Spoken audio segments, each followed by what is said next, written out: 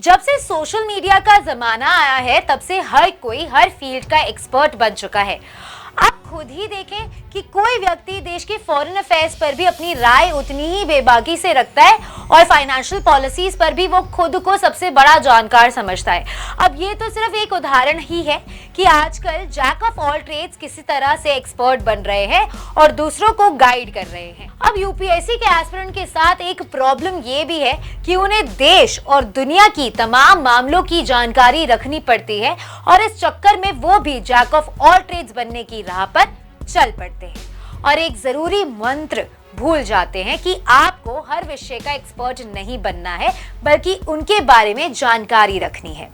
नमस्कार, स्वागत है आपका प्रभात एग्जाम के YouTube चैनल पर। यह एक ऐसा प्लेटफॉर्म है जहां आपको मिलती है सभी कॉम्पिटिटिव एग्जाम से जुड़ी महत्वपूर्ण जानकारियां जो आपकी किसी भी एग्जाम में सफल होने में काफी मदद कर सकती है। अगर आप हमारे YouTube चैनल पर पहली बार आए हैं तो हमें लाइक और सब्सक्राइब जरूर कर लें और हमारे लेटेस्ट वीडियोस और अपडेट सबसे पहले आप तक पहुंचे उसके लिए बेल आइकन को प्रेस करना भी ना भूलें। तो आइए शुरुआत करते हैं आज की वीडियो की, जो है कि एक एस्पिरेंट को कैसे मिसगाइड किया जाता है। यूपीएससी एस्पिरेंट्स दो प्रकार के होते हैं। पहले वो जिनका ध्यान अर्जुन की तरह सिर्फ चिड़िया की आंख पर होता है और दूसरे वो जो चिड़िया की आंख के साथ साथ और भी चीजों को देखते रहते हैं। अब इनमें से सफल होने की ज्यादा संभावना जिसकी होगी ये मुझे बताने की जरूरत तो नहीं है। तो यदि आप भी सफल होना चाहते हैं तो आपको भी अर्जुन की तरह अपना सारा ध्यान चिड़िया की आंख पर ही केंद्रित करना होगा। अब आप ये सोच रहे होंगे कि आखिर ये कैसे होगा, तो इसका जवाब भी बेहद आसान है। आपको उन कारकों को पहचानना होगा जो आपको मिसगाइड यानी कि पथ भ्रष्ट कर सकते हैं। सोशल मीडिया ने हमारे सामने इंफॉर्मेशन का एक भंडार खोलकर रख दिया है जो कई मायनों में छात्रों के लिए एक वरदान साबित हुआ है, लेकिन कभी-कभी यही वरदान अभिशाप भी साबित हो सकता है। उदाहरण के लिए यूपीएससी का रिजल्ट आते ही हम देखते हैं कि टॉपर्स के इंटरव्यू हर जगह चलने लगते हैं और आजकल तो पॉडकास्ट भी काफी प्रचलित हो रहे हैं जहां टॉपर्स अपनी कहानी, अपना एक्सपीरियंस शेयर करते हैं। आप उनकी कहानियों को देखते सुनते हैं और उसी के अनुसार अपनी प्रिपरेशन स्ट्रैटेजी करने लगते हैं, लेकिन आप एक बेहद जरूरी बात भूल जाते हैं। What is meat for you can be poison for me, यानी कि जो एक व्यक्ति के लिए सही है जरूरी नहीं कि वो सबके लिए सही हो। इसलिए यदि आप भी टॉपर्स की स्टोरी सुनते हैं तो उसे बहुत ऑब्जेक्टिवली एनालाइज कीजिए और उनमें से उन्हीं बातों को चुनिए जो आपके लिए सटीक हो, वरना आप स्ट्रैटेजीज की एक भूल भुलैया में फंस जाएंगे और लक्ष्य से भटक जाएंगे। टॉपर्स, इसी से हम अगली कड़ी की ओर चलते हैं कि जाने अनजाने टॉपर्स और दूसरे सफल कैंडिडेट्स भी आपको मिसगाइड कर सकते हैं।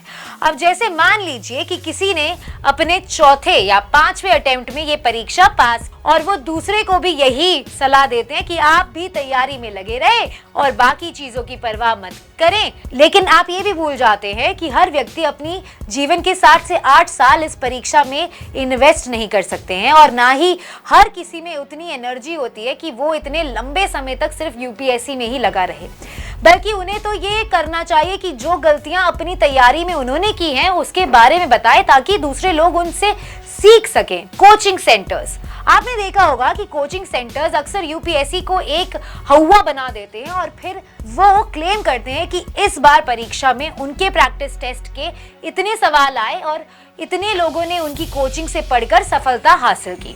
लेकिन यदि आप थोड़ी सी विवेचना करेंगे तो आपको पता चल जाएगा कि ये सब बेकार की बातें हैं। इसके लिए आपको ज्यादा कुछ नहीं करना है, बल्कि यदि आप पिछले 20 से 25 सालों के सवालों को एनालाइज करेंगे तो आपको पता चल जाएगा कि हर साल यूपीएससी भी खुद को इवॉल्व कर रहा है और यदि आपको सफल होना है तो आपको भी खुद को उसके साथ ही इवॉल्व करना पड़ेगा।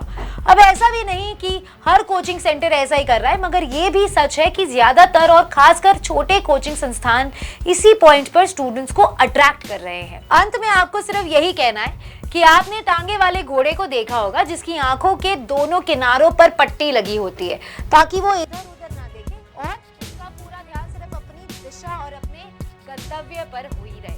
आपको भी अपने आप को ऐसा ही बनाना होगा जहां आपका ध्यान सिर्फ तैयारी की दिशा और अपने गोल पर हो और आप रास्ते से में आने वाली दूसरी चीजों से डिस्ट्रैक्ट ना हो।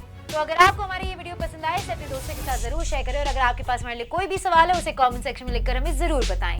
जल्दी आपसे फिर मुलाकात होगी एक नए टॉपिक पर एक नए वीडियो के साथ। देखते रहिए प्रभात एग्जाम्स। नमस्कार।